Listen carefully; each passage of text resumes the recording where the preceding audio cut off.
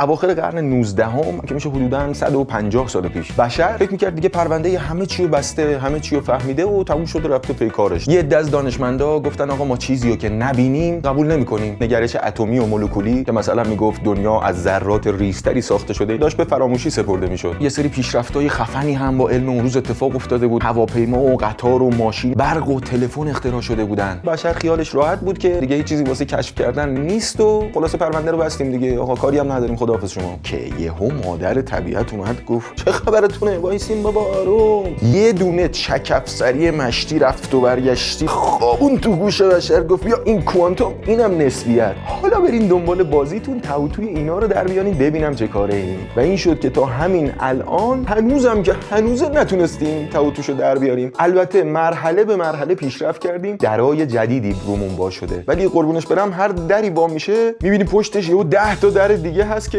یکی یکی باز میشه دیگه. و اینجوری شد که Welcome to Modern Physics، نسبیت خاص، نسبیت عام و مکانیک کوانتومی.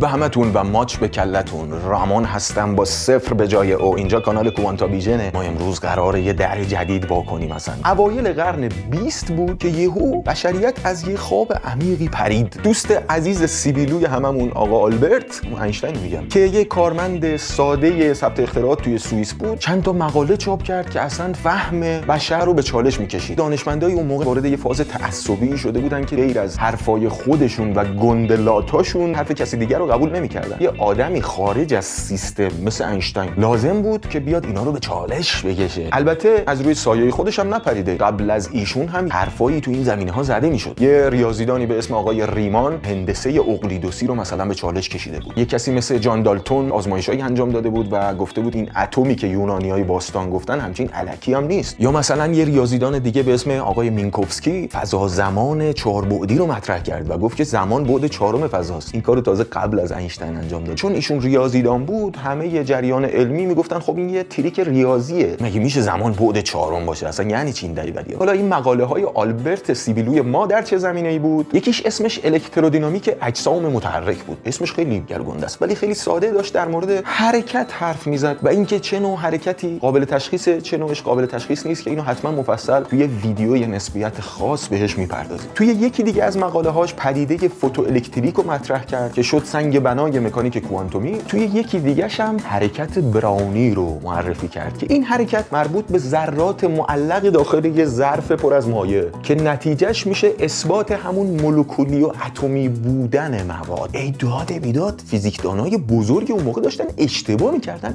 از این حرفا نزنی ها. واسه همینم بود که مقالات اینشتین تا 20 سال بعدش اصلا دیده نشد. البته بعد از اون هم یه حرکت خیلی گنده‌ای زد که منجر شد به نسبیت عام که اصلا خود این نظریه برای یک عمر یه دانشمند کافیه. ولی جالبه که بعداً هم نوبل رو به خاطر اینا نگرفت، به خاطر همون پدیده فوتوالکتریک گرفت. همونطور که خیلی این ور اون ور شنیدین، ذهن اینشتین یه ذهن خاصی بود. تو بچگی چون حرف نمیزد فکر می‌کردن خنگه. بعداً فهمیدن که آقا این خیلی دقت می‌کرده. و جالبی استدلالاش اینه که از یه چند تا فکت خیلی ساده شروع می‌کنه و یهو به یه چیزای عجیب غریبی میرسه. مثلا در مورد همین نسبیتش نشست فکر کرد به این که آقا ما حرکت یک نواخت رو از سکون نمیتونیم تشخیص بدیم. همتون احتمالاً تا حالا توی اتوبوس نشستین و منتظر باشین که راه بیفته. فرض کنین تو ترمینال این یه اتوبوس هم بغلتونه، اونم قراره راه بیفته. یهو می‌بینی داره جلو میره، بعد می‌بینی این جلو که سکو بودیم نره تو سکو. می‌بینی نه بابا اتوبوس خودمونه داره دنده عقب میره. بنابراین ما حرکت یک نواخت رو نمیتونیم تشخیص بدیم. همونطور که قانون اول نیوتن میگه سکون و حرکت یک نواخت یه جسم تغییری نمی‌کنن مگر اینکه این نیرویی وارد بشه. در اصل ساکن بودن همون حرکت با سرعت صفر دیگه. آلبرت اومد در نظر گرفت که اگه ما توی یک قطار باشیم که مثلا دور و برشو بستن، هیچ پنجره‌ای رو به بیرون نداره و ما اصلا بیرون رو نمیتونیم ببینیم، در نتیجه نمیتونیم بفهمیم که این داره حرکت میکنه وایساده یا چی. ممکنه با خودتون بگین خب اگه راه بیفته اینجوری میشیم دیگه یا مثلا اینجوری میشیم دیگه. خب این حرکت شتابداره، حرکت یه نواخت نیست که دیگه. اون حرکت شتابدار بعداً منجر به نسبیت عام میشه که اونم به موقعش توضیح میدیم. این اومد گفت اگه من یه آینه داشته باشم توشو نگاه کنم، خودم اون تو ببینم، یه لامپی هم اونجا روشن باشه، نورش میاد میخوره به صورت من، میخوره به آینه برمیگرده تو صورت من میبینم. سرعت این ترنه اگه مثلا اندازه سرعت نور باشه من نمیتونم نمیگه خودمو تو آینه ببینم دیگه، چون تا نور بخواد برسه به اون سرعت ترن خنثاش میکنه. اون وقت اگه آینه سیاه بشه و چهرهمون رو نشون نده میفهمیم که داریم با سرعت نور میریم. در نتیجه اون اصل زیر سوال میره که ما نمیتونیم حرکت و سکون رو از هم تشخیص بدیم. بعد اومد با خودش گفت حالا اون اشتباهه یا این غلطه؟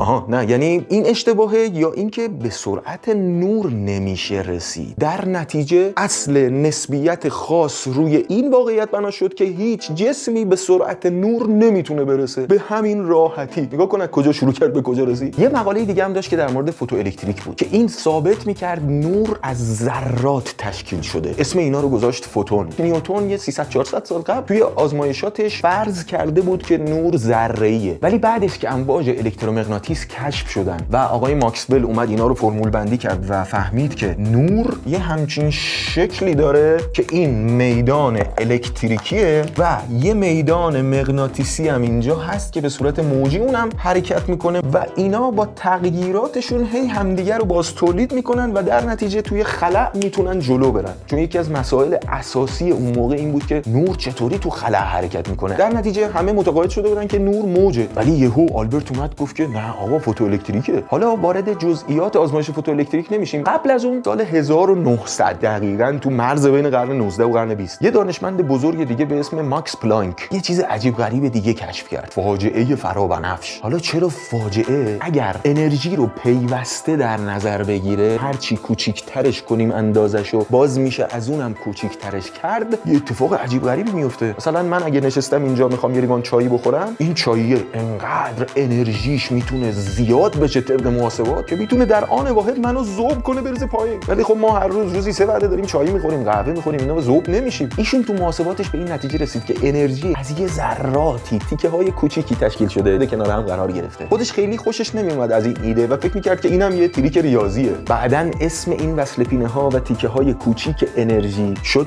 کوانتا، که البته اسم این کانال رو هم بنده از روی همون گذاشتم، کوانتا ویژن. خیلی هنر کردم. نظریه‌ای که از دل این کوانتایی بودن انرژی و نور در اومد اسمش شد کوانتوم. این کوانتومی که ما اینجا اینقدر ساده میگیم ذهن خیلی از آدما رو چندین دهه درگیر خودش کرد. یه سری نتایج فلسفی داشت و دیدگاه بشر رو نسبت به دنیا عوض میکرد. خب برای اینکه این ویدیو خیلی طولانی نشه و حوصله شما هم سر نره 2 قسمتش میکنیم. همین بحثو تا اینجا نگه داریم، داغ و جذاب تو ویدیوهای بعدی ادامهش. اگه علاقه‌مند شدین و فکر می‌کنین که من میتونم به زبون ساده فیزیک رو و مخصوصا فیزیک مدرن رو براتون بشکافم و با هم دیگه بریم تو بحرش، سابسکرایب رو بزنین.